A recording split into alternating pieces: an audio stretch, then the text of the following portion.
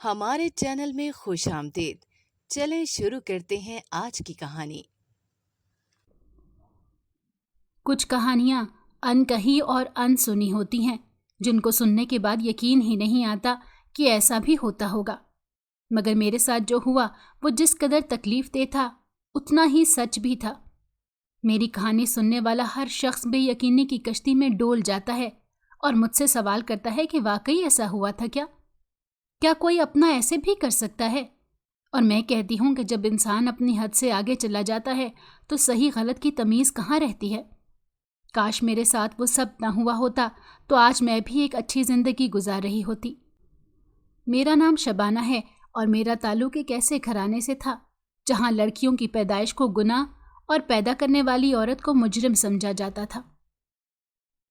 میری اماں کے گھر میں تو کچھ ایسا نہیں تھا، بلکہ اماں کی تو 3 بہنیں اور تھیں اور نانا نانی نے بہت اچھے طریقے سے اپنی بچیوں کی پرورش کی تھی۔ غربت ہونے کے باوجود انہوں نے اپنی 4 بیٹیوں کو تھوڑی بہت تعلیم بھی دلوائی اور مقدور بھر جہیز بھی دیے، اور جب اماں بیاہ کر میرے ابا کے گھر آئیں تو سسرال میں اماں کو شوہر کے علاوہ ساس سسر اور 4 دیوروں کو بھی سنبھالنا پڑا۔ میرے دادا کا اپنا کاروبار تھا جو آگے ان کے 3 بیٹوں کے حصے میں آیا، اور بیٹی ان کی کوئی تھی نہیں۔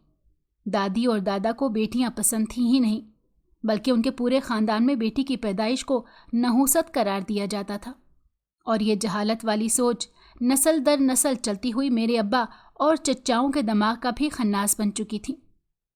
میرے ابا کی جب شادی ہوئی تو میری دادی نے اماں کو پہلے دن سے ہی کہہ دیا کہ اولاد نرینہ ہی دینا، بیٹیاں ہمارے گھر میں نہیں آنی چاہیے۔ اور میری اماں پہلے دن سے ہی سوچ میں پڑ گئی کہ اولاد لڑکا ہو یا لڑکی، یہ عورت کے ہاتھ میں کیا کسی انسان کے ہاتھ میں نہیں ہوتا، یہ تو اللہ کے فیصلے ہیں، پھر کیوں اللہ کے بندے ایسی شرائط رکھ کر انسانیت کو شرمندہ کرتے ہیں۔ میری اماں پہلے دن سے ہی ڈری سہمی تھی، لیکن اللہ کی طرف سے ہی دیر تھی۔ شادی کے 3 سال گزرنے کے باوجود اماں ابا کے ہاں کوئی اولاد نہیں تھی۔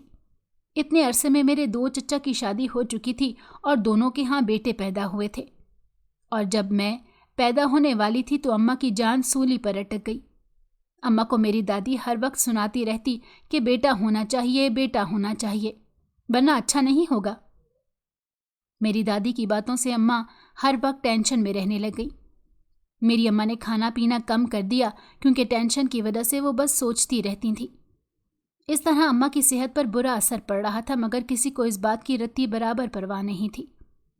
وقت گزرتا جا رہا تھا اور دن بدن اماں کمزور ہوتی جا رہی تھی، اور پھر وہ وقت بھی آ گیا جب میں پیدا ہوئی، لیکن میری اماں کی کمزوری نے بیماری کی شکل اختیار کر لی۔ میری پیدائش کی خوشی ہونے کے بجائے سب کو غم تھا، یہاں تک کہ میرے سگے باپ کو بھی اس بات کا دکھ تھا کہ اس کے ہاں پہلی اولاد بیٹی پیدا ہوئی ہے۔ ابا نے کئی دن تک میری شکل نہیں دیکھی، دادی نے بھی کبھی مجھے گود میں نہیں لیا تھا، اور سونے پر سہاگا یہ تھا کہ میری پیدائش کے 1 ہفتے بعد اچانک سے دادا کی موت ہو گئی۔ مرے تو وہ روڈ ایکسیڈنٹ میں تھے، مگر ان کی موت کی ذمہ داری مجھ پر ڈال دی گئی کہ یہ بچی منحوس ہے، آتے ہی دادا کو کھا گئی۔ اس طرح 8 دن کے اندر اندر ہی میری نحوست ثابت کر دی گئی تھی۔ اس واقعے کے بعد تو جیسے دادی کو مجھ سے شدید نفرت ہو گئی۔ وہ میرے رونے کی آوازیں سنتی تو اماں کو گالیاں دینے لگ جاتی، اور اماں بیماری کی حالت میں مجھے سنبھالتے سنبھالتے تھکنے لگی تھی۔ پھر ایسے ہوا کہ 6 مہینے کے اندر اندر ہی اماں بستر سے لگ گئیں۔ سب خاندان والے اور ملنے والے باتیں بناتے تھے کہ جوانی مگر بستر پکڑ لیا، یہ بیٹی کی نحوست ہے، ورنہ کون سی ماں ایک بچہ پیدا کر کے بستر کو لگ جاتی ہے۔ میری اماں یہ سب کچھ سن سن کر پاگل ہوتی جا رہی تھی، ہر وقت اداس اور پریشان رہتی، جس کی وجہ سے دوائیں بھی اماں پر اثر نہیں کرتی تھیں۔ پھر ایسے ہوا کہ جب میں 1 سال کی ہوئی، اماں مجھے اس دنیا میں اکیلا چھوڑ کر چلی گئیں۔ اماں کے جاتے ہی میں بے آسرا ہو گئی۔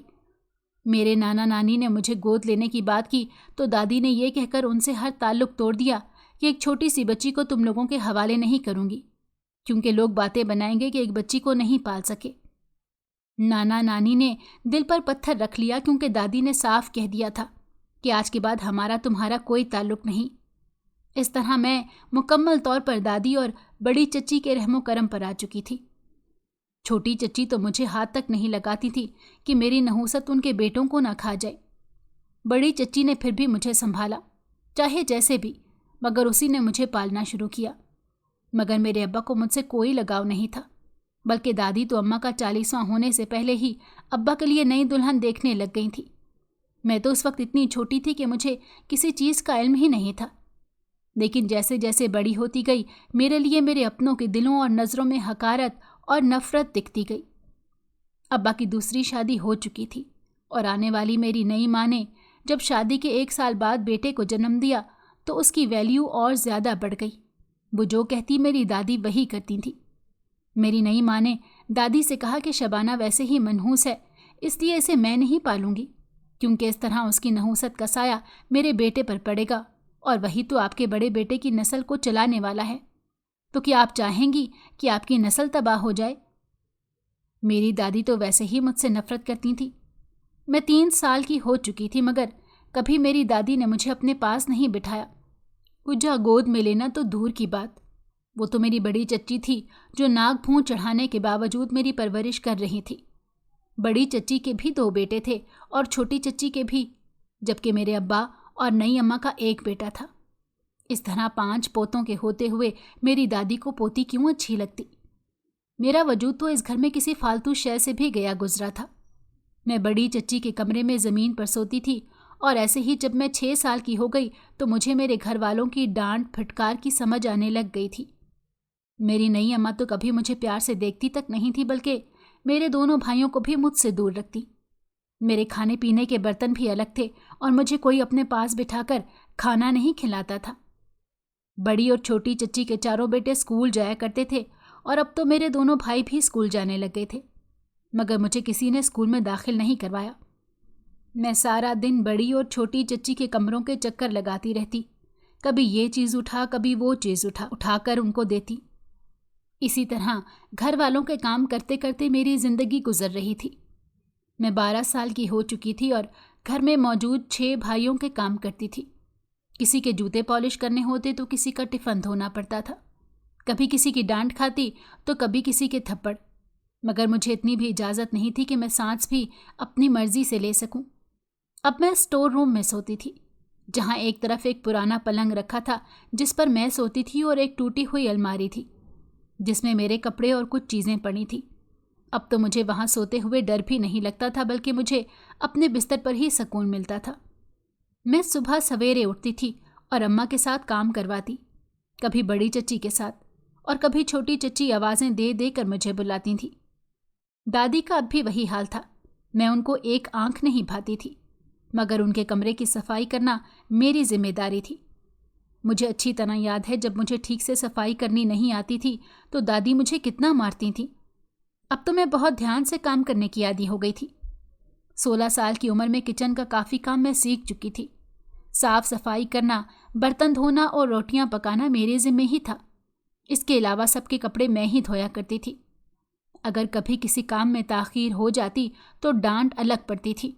हाँ, अब सबने मारना बंद कर दिया था क्योंकि मैं जवान हो चुकी थी। मज़ीद 2 साल गुजरे तो खाना बनाना भी मेरे सर पर आ गया था। इन 2 सालों में अगर मेरे लिए कुछ अच्छा हुआ था तो वो था दादी का इस दुनिया से चले जाना। पता नहीं क्यों, मगर उनके जाने के बाद मैं काफ़ी पुरसकून हो गई थी। हर वक्त का खौफ और डर मेरे सर से जैसे कम हो गया था। मुझे इतने सालों में काम करने की ऐसी आदत पड़ी थी कि मैं सुबह फजर की उठी रात को 11-12 बजे अपने कमरे में जाकर लेटती और थकन से चूर होने की वजह से फ़ौरन सो जाया करती थी, मगर काम बहुत फुर्ती के साथ करती थी। 18 साल की होने के बावजूद मैं घर से बाहर की दुनिया से अनजान ही थी। कभी कहीं किसी के साथ गई ही कब थी जो किसी जगह का पता होता। नए कपड़े तो मुझे साल में सिर्फ 1 मरतबा ईद पर मिलते थे, वो भी 2 जोड़े जो अम्मा खुद खरीद कर लाती थी। इसके अलावा कभी छोटी चच्ची की उतरन पहन लेती तो कभी अम्मा की। मेरे पास अपने तो चंद ही जोड़े थे जो हल्की क्वालिटी के थे। मुझे हैरत होती थी उन भाइयों पर जिनके काम करते करते मैं जवान हुई थी। उनमें से किसी को भी मेरी कोई परवाह नहीं थी। 4 तो मेरे कज़न थे, मगर 2 भाई तो सगे थे, फिर वो तो मेरा वजूद ही बर्दाश्त नहीं करते थे। एक मर्तबा जब मैं किचन में काम कर रही थी तो मेरे भाई ने मुझे चाय बनाने का कहा। मैं 3 कप चाय बनाकर जब लाउंज में लेकर गई तो वहाँ सब मौजूद थे, जबकि भाई ने अपने और दोनों कज़न्स के लिए चाय का कहा था। जब मेरे भाई ने चाय पी तो उसे चीनी कम लगी। उसने गुस्से में आकर वो चाय मेरे ऊपर फेंक दी, जिससे मेरा चेहरा और गले का हिस्सा जल गया। वो तो शुक्र है कि जलने का निशान नहीं आया, वरना मेरा बदनुमा चेहरा सबको और भी बुरा लगता। उस दिन के बाद से मैं दुआएं मांगने लग गई कि अब तो किसी भी तरह जल्द अज जल्द मेरी जान इस घर से और इस घर वालों से छूट जाए। और इसके सिर्फ 2 रास्ते थे। एक तो ये कि मेरी शादी हो जाए और दूसरा रास्ता बहुत ख़तरनाक था। घर से भागकर मैं कहाँ जाती, इसीलिए लाख चाहने के बावजूद ऐसा कदम नहीं उठा सकी। बस अपनी शादी का इंतज़ार करने लग गई थी। उम्र का 19वां साल शुरू हो चुका था और अब्बा मेरी शादी करके जान छुड़वाना चाहते थे।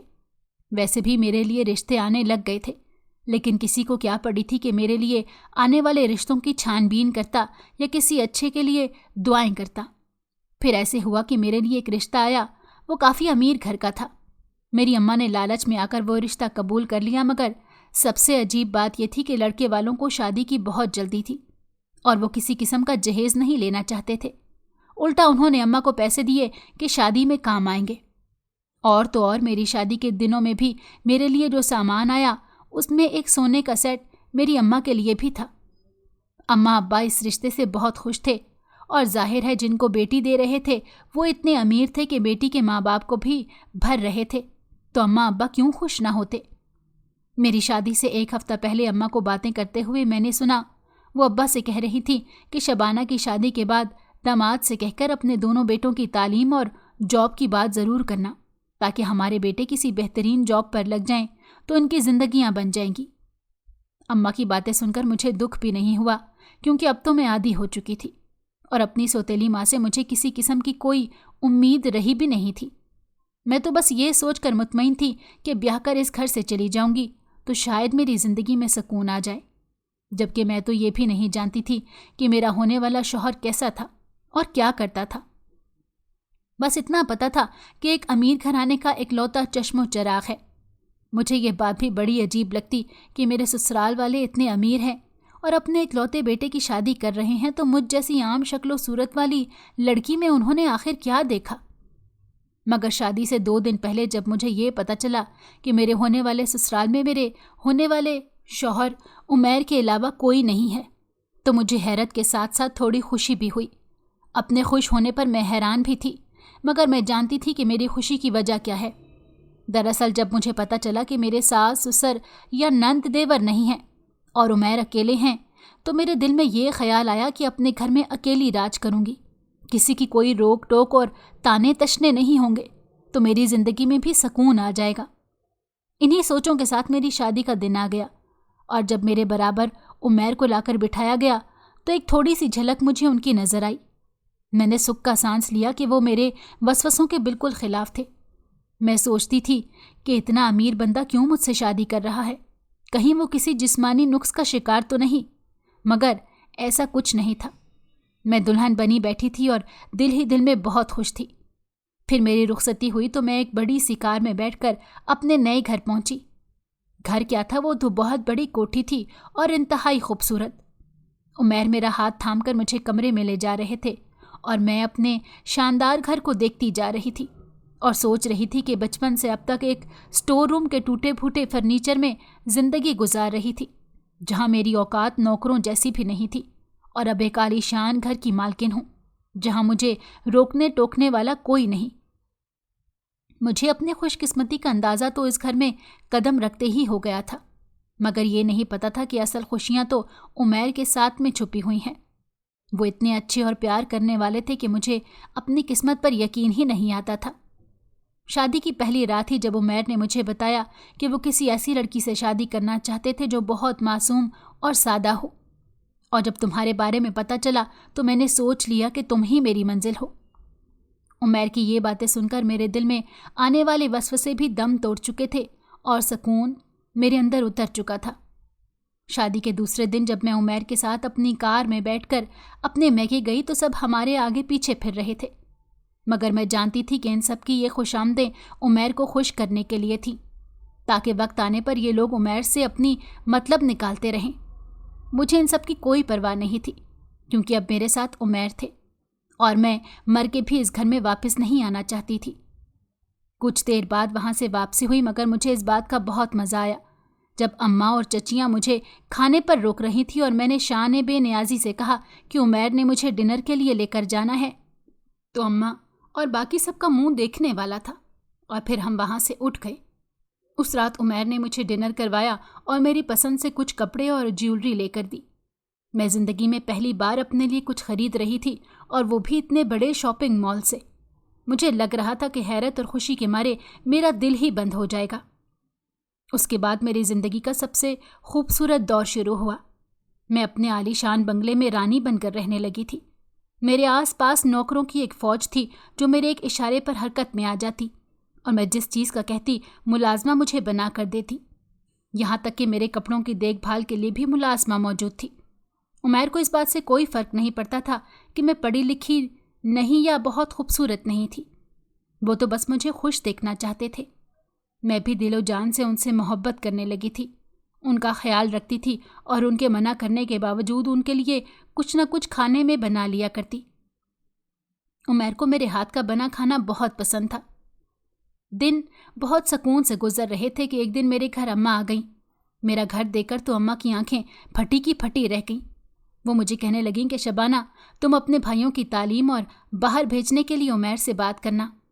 مجھے اماں کی بات پر ہنسی بھی آئی اور دکھ بھی ہوا کہ ساری زندگی مجھ سے نفرت کرنے والی اور مجھے دھتکارنے والی آج مجھے بھائیوں کا کہہ رہی ہے، وہ بھائی جو مجھے دیکھ کر منہ پھیر لیتے تھے۔ میں نے اماں سے کچھ نہیں کہا اور ان کو کھانا کھلا کر رخصت کر دیا، مگر جانے سے پہلے اماں کہنے لگیں کہ میرے پاس پیسے نہیں ہیں، تیرے ابا کا کاروبار اچھا نہیں چل رہا، اور جانے کیا کیا، رونے رو رہی تھی۔ میں اماں کا مطلب اچھی طرح سمجھ چکی تھی، اسی لیے میں اندر گئی اور 10,000 لا کر اماں کے ہاتھ میں رکھ دیا۔ وہ تو نہال ہو رہی تھیں جیسے میں واقعی ان کی لاڈلی بیٹی تھی، مگر مجھے سب یاد تھا جو کچھ اس گھر میں میرے ساتھ بچپن سے ہوتا آیا تھا۔ اماں کے جانے کے بعد میں دعا کر رہی تھی کہ اماں اب دوبارہ میرے گھر نہ آئیں۔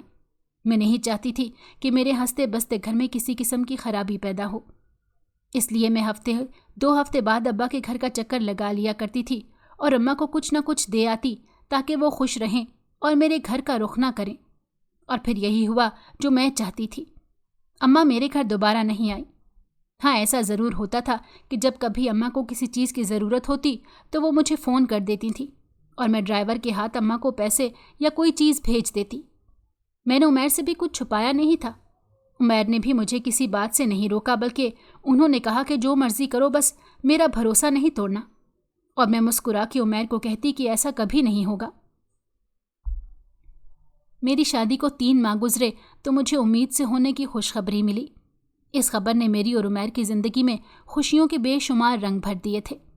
ہم دونوں بہت خوش تھے، ایسے لگ رہا تھا جیسے اب ہم اور ہمارا گھر مکمل ہو جائے گا، مگر میں نہیں جانتی تھی کہ ہماری خوشیوں کو نگلنے کے لیے ایک بہت بڑا طوفان آنے والا تھا۔ ہوا کچھ یوں کہ جب اس خوشخبری کو 3-4 ہفتے گزرے تو ایک دن اماں کا فون آیا۔ اس دن اماں نے مجھ سے 2 لاکھ روپے کا مطالبہ کیا۔ اماں کا کہنا تھا کہ ان کو یہ رقم میرے چھوٹے بھائی کے ایڈمیشن کے لیے چاہیے تھی، اور ابا کے پاس بالکل بھی کچھ نہیں ہے۔ مگر مسئلہ یہ تھا کہ اتنی بڑی رقم میں کہاں سے دیتی اماں کو؟ عمیر سے میں اتنی بڑی رقم اگر اماں کو ایک مرتبہ لے دیتی تو اماں بار بار مطالبہ کرتی، اسی لیے میں نے عمیر کو بتایا ہی نہیں۔ اماں کو کچھ دن میں ٹالتی رہی، اور پھر ایک دن اماں کا فون آیا تو ہمت کر کے میں نے ان کو انکار کر دیا، جس پر وہ آگ بگولا ہو گئیں۔ اماں نے مجھے فون پر ہی اپنے وہ احسانات گنوانا شروع کر دیے جو مجھ پر کبھی کیے ہی نہیں تھے، اور جانے کیا کچھ کہتی رہیں۔ آخرکار فون بند ہو گیا۔ اس بات کو 1 ہفتہ گزر گیا تھا، لیکن اماں کا دوبارہ کوئی فون نہیں آیا۔ میں نے شکر ادا کیا کہ اماں میری بات سمجھ گئی ہیں، مگر قیامت تو مجھ پر تب ٹوٹی جب ٹھیک 2 دن بعد عمیر گھر آئے تو بہت غصے میں تھے اور مجھ سے بات تک نہیں کر رہے تھے۔ میں بہت پریشان ہو گئی اور عمیر سے بار بار پوچھنے لگی کہ آخر ایسا کیا گناہ ہو گیا مجھ سے کہ آپ مجھے ایسے نظر انداز کر رہے ہیں۔ تب وہ ایک دم پھٹ پڑے اور مجھے کہنے لگے کہ میں نے ان کو دھوکہ دیا ہے، ان کے اعتماد کو توڑا ہے۔ وہ غصے اور دکھ میں پاگل ہو رہے تھے۔ میں نے پہلی بار ان کو ایسے دیکھا تھا۔ انہوں نے مجھ سے جو کہا وہ کسی بجلی سے کم نہیں تھا جو یکا یک مجھ پر گری تھی۔ وہ کہہ رہے تھے کہ یہ بچہ کس کا ہے، میرا نہیں ہے، نکل جاؤ میرے گھر سے، اور جانے کیا کیا بول رہے تھے جو میں سن نہیں پائی۔ میری آنکھوں کے سامنے اندھیرا چھا گیا اور میں چکرا کے وہیں گر پڑی۔ کچھ دیر بعد جب مجھے ہوش آیا تو میرے پاس ملازمہ بیٹھی تھی اور عمیر وہاں نہیں تھے۔ ملازمہ کہنے لگی کہ وہ باہر چلے گئے تھے۔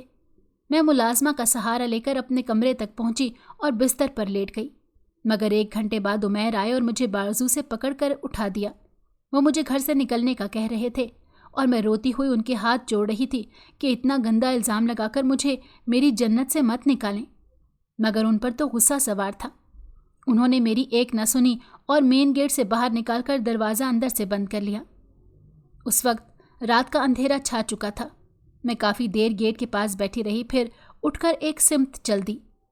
مجھے سمجھ نہیں آ رہا تھا کہ عمیر نے وہ سب کیوں کہا، اور یہ بھی سمجھ نہیں آ رہا تھا کہ اب میں جاؤں تو جاؤں کہاں۔ میں ریلوے اسٹیشن پر چلی گئی کیونکہ میں ابا کے گھر نہیں جا سکتی تھی، جہاں زندگی نے میرا مذاق بنا کر رکھا تھا۔ اب وہاں اس حالت میں جاتی تو میرا تماشا ہی بن جاتا۔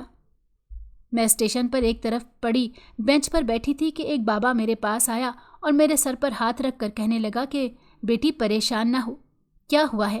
اگر تیرا کوئی گھر نہیں تو میرے ساتھ چل، میں ہی تیرا وارث ہوں۔ بابا کی باتیں سن کر میں پریشان ہو گئی کہ یہ کون ہے اور خود کو میرا وارث کیوں کہہ رہا ہے۔ میں خاموش بیٹھی رہی تو بابا نے مجھے مخاطب کیا اور کہنے لگا کہ بیٹی گھبرا مت، میرے ساتھ چل، یہاں ایسے بیٹھنا مناسب نہیں۔ میں بابا کی باتوں پر پریشان تو تھی مگر میرے پاس اور کوئی چارہ نہ تھا۔ میں چادر سنبھالتی ہوئی اٹھ گئی اور بابا کے ساتھ چلی گئی۔ اسٹیشن سے کچھ دوری پر ہی بابا کا چھوٹا سا گھر تھا۔ دروازہ کھولا تو گھر میں ایک اماں بھی تھی، شاید وہ بابا کی بیوی تھی۔ مجھے ان کو دیکھ کر کچھ تسلی ہو گئی کہ چلو گھر میں کوئی عورت بھی موجود ہے۔ اماں نے مجھ سے میرے حالات پوچھے اور مجھے دلاسا دیا۔ میں وہیں ان دونوں کے ساتھ رہنے لگی۔ جب کچھ دن گزرے تو مجھے پتا چلا کہ وہ دونوں میاں بیوی اکیلے رہتے تھے۔ ان کے 2 بیٹے تھے جو شادی کے بعد ان کو چھوڑ کر الگ ہو گئے تھے۔ بابا جی اسٹیشن پر مونگ پھلی بیچتے تھے اور اماں جی گھر میں ٹوکریاں بنانے کا کام کرتی تھیں۔ مجھے انہوں نے بیٹی کی طرح رکھا، میرا بہت زیادہ خیال رکھتے تھے۔ میں بھی ماں باپ سمجھ کر ان کی خدمت کرنے لگی تھی اور ان کا خیال رکھتی تھی۔ ایسے ہی 6 مہینے گزر گئے۔ عمیر نے مجھے تلاش کرنے کی کوشش کی، نہ پلٹ کر میری خبر لی۔ میرے پاس تو فون بھی نہیں تھا۔ میں خاموشی سے دن گزار رہی تھی۔ ایک دن میری اچانک طبیعت خراب ہو گئی تو اماں کے ساتھ سرکاری اسپتال میں چلی گئی۔ وہاں سے نکلتے ہوئے میرا سامنا عمیر سے ہوا۔ عمیر کی داڑھی بڑی ہوئی تھی اور وہ بہت نڈھال سے نظر آ رہے تھے۔ میں ان کو دیکھ کر رک گئی اور وہ بھی مجھے دیکھ کر خوش ہو گئے، اور وہیں میرے سامنے ہاتھ جوڑ دی اور کہنے لگے کہ مجھے معاف کر دو، میں تمہاری ماں کی باتوں میں آ گیا تھا۔ تمہاری اماں نے ہی میرے دماغ میں گند بھرا تھا، مگر 2 ہفتے پہلے جب تمہارے چھوٹے بھائی کا ایکسیڈنٹ ہوا تو تمہاری ماں میرے گھر معافی مانگنے آئی تھی اور مجھے ساری حقیقت بتا دی۔ میں تم سے بہت شرمندہ ہوں، مجھے معاف کر دو اور میرے گھر چلو۔ میں عمیر کی باتیں سن رہی تھی اور رو رہی تھی۔ اماں جی نے مجھے دلاسا دیا، میرے سر پر ہاتھ رکھا اور کہنے لگی کہ بیٹی، اگر کوئی اپنی غلطی پر شرمندہ ہو اور معافی مانگے تو معاف کر دینا چاہیے۔ میں نے اس بات میں سر ہلا دیا اور عمیر سے کہا کہ اماں جی کے گھر میرے ساتھ چلیں۔ جب ہم اماں جی کے گھر پہنچے تو بابا جی بھی آ چکے تھے۔ وہاں پر ہی ہم نے بیٹھ کر بات کی اور میں نے ضد کی کہ اماں جی اور بابا جی دونوں میرے ساتھ چلیں، میرے ساتھ ہی رہیں گے۔ عمیر نے بھی میرا ساتھ دیا اور ہم دونوں اماں اور بابا جی کو لے کر ہمارے گھر چلے گئے۔ میرا دل شکر کیے جا رہا تھا کہ اللہ نے میرا گھر اجڑنے سے بچا لیا اور مجھے اماں ابا کیسے ماں باپ مل گئے تھے، مگر میں ایک مرتبہ اپنی ماں کے گھر ضرور جانا چاہتی تھی، اور میں گئی بھی۔ عمیر میرے ساتھ گئے تھے۔ اماں مجھے دیکھ کر رونے لگ گئی اور مجھ سے معافی مانگی۔ میں نے ان کو معاف کر دیا کیونکہ معاف کرنے والے کو اللہ پسند کرتا ہے، اور میرے بھائی کے علاج کی ذمہ داری بھی عمیر نے لے لی۔ آج میں اپنے گھر میں بہت خوش ہوں۔ میرے گود میں ایک بیٹی ہے جو میری پہلی اولاد ہے، اور عمیر کو اپنی بیٹی جان سے زیادہ عزیز ہے۔ اور سب سے بڑی بات یہ تھی کہ میرے بڑے بھائی اور چچا کے بیٹوں کے ہاں بھی پہلی اولاد بیٹی ہی پیدا ہوئی، مگر وہ لوگ جو بہن سے نفرت کرتے تھے اب بیٹیوں پر جان چھڑکتے تھے۔ اور میں سوچتی ہوں کہ کاش وہ سب لوگ بیٹے کی عظمت اور مرتبے کو پہچان جائیں تو ہمارے معاشرے میں مجھ جیسی بدنصیب بیٹیاں نہ رہیں۔ کاش ایسا ہو تو سب کچھ بہت اچھا ہو جائے۔ اور میں ارادہ کر چکی تھی کہ جب تک زندہ ہوں بیٹیوں کے حق میں آواز اٹھاتی رہوں گی۔